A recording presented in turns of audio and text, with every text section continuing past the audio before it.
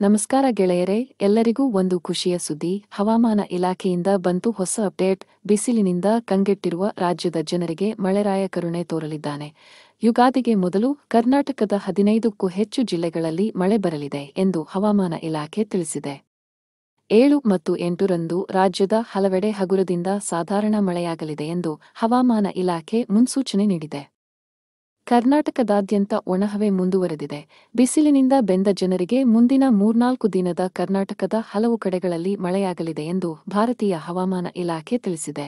ರಾಜ್ಯದ ಈ 5 ಜಿಲ್ಲೆಗಳಲ್ಲಿ ಮಳೆಯಾಗಲಿದೆ ಎಂದು ಹವಾಮಾನ ಇಲಾಖೆ ಮುನ್ಸೂಚನೆ ನೀಡಿದೆ. ಉತ್ತರ ಒಳನಾಡಿನ ಬಾಗಲಕೋಟೆ, ಕಲಬುರಗಿ, ಕೊಪ್ಪಳ, ರಾಯಚೂರು, ವಿಜಯಪುರದಲ್ಲಿ ಅಧಿಕ ಮಳೆ ಸುರಿಯಲಿದ್ದು ಯೆಲ್ಲೋ ಅಲರ್ಟ್ ಘೋಷಿಸಲಾಗಿದೆ. ಯುಗಾದಿ ವೇಳೆ ದಕ್ಷಿಣ ಕನ್ನಡ, ಉತ್ತರ ಕನ್ನಡ, ಕಲಬುರಗಿ, ಬೀದರ್, ಬೆಳಗಾವಿ, ಬಾಗಲಕೋಟೆ, ಹಾಸನ, ಕೊಡಗು, ಮೈಸೂರು, ಮಂಡ್ಯ ಜಿಲ್ಲೆಗಳಲ್ಲಿ ಮಳೆಯಾಗಲಿದೆ. ಬೆಂಗಳೂರು ನಗರ, ಬೆಂಗಳೂರು ಗ್ರಾಮಾಂತರ, ಚಾಮರಾಜನಗರ, ಚಿಕ್ಕಬಳ್ಳಾಪುರ, ದಾವಣಗೆರೆ, ರಾಮನಗರ, ತುಮಕೂರು, ವಿಜಯನಗರದಲ್ಲಿ ಒಣಹವೆ ಮುಂದುವರೆಯಲಿದೆ. ಇನ್ನು ಮುಂದಿನ 5 ದಿನಗಳ ಕಾಲ ಬೆಳಗಾವಿ, ಕೊಪ್ಪಳ, ಹಾವೇರಿ ಸೇರಿದಂತೆ ಕೆಲ ಜಿಲ್ಲೆಗಳಲ್ಲಿ ಗರಿಷ್ಠ ತಾಪಮಾನ 2 ರಿಂದ 4 ಡಿಗ್ರಿ ಸೆಲ್ಸಿಯಸ್ ನಷ್ಟು ಹೆಚ್ಚಾಗಲಿದೆ. ಬೆಂಗಳೂರಿನಲ್ಲಿ ಇಂದು ಮೋಡ ಕವಿದ ವಾತಾವರಣವಿರಲಿದೆ ಎಂದು ಹವಾಮಾನ ಇಲಾಖೆ ಮುನ್ಸೂಚನೆ ನೀಡಿದೆ. ಇನ್ನು ದಕ್ಷಿಣ ಭಾರತದಲ್ಲಿ ಬಿಸಿಲು ಸುಡುತ್ತಿದ್ದರೆ ಪೂರ್ವ ಭಾರತದಲ್ಲಿ ಮಳೆಯಾಗುತ್ತಿದೆ.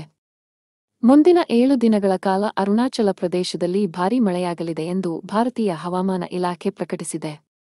ಮಧ್ಯಪ್ರದೇಶ, ತೆಲಂಗಾಣ, ಪಶ್ಚಿಮ ಬಂಗಾಳ ಮತ್ತು ದಕ್ಷಿಣ ಭಾರತದ ರಾಜ್ಯಗಳಲ್ಲಿ ಗರಿಷ್ಠ ತಾಪಮಾನ ದಾಖಲಾಗಲಿದೆ. ಏಪ್ರಿಲ್ 3 ಮತ್ತು 5 ರಂದು ಜಮ್ಮು ಮತ್ತು ಕಾಶ್ಮೀರ, ಹಿಮಾಚಲ ಪ್ರದೇಶ ಮತ್ತು ಉತ್ತರಾಖಂಡದಲ್ಲಿ ಹಠಾತ್ ಮಳೆಯಾಗುವ ನಿರೀಕ್ಷೆಯಿದೆ. ಜಾರ್ಖಂಡ್, ಒಡಿಶಾ, ಪಶ್ಚಿಮ ಬಂಗಾಳ ಮತ್ತು ಕರ್ನಾಟಕದ ಹಲವೆಡೆ ಅಲ್ಲಲ್ಲಿ ಭಾರೀ ಮಳೆಯಾಗಲಿದೆ.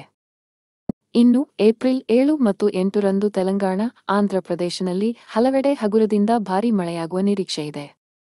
ಹೈದರಾಬಾದ್ ಹವಾಮಾನ ಕೇಂದ್ರವು ತನ್ನ ಇತ್ತೀಚಿನ ಬುಲೆಟಿನ್ನಲ್ಲಿ ಏಪ್ರಿಲ್ 9 ರ ಬೆಳಿಗ್ಗೆ ತನಕ ಲಘು ಮಳೆಯಾಗುವ ಸಾಧ್ಯತೆಯಿದೆ ಎಂದು ಹೇಳಿದೆ.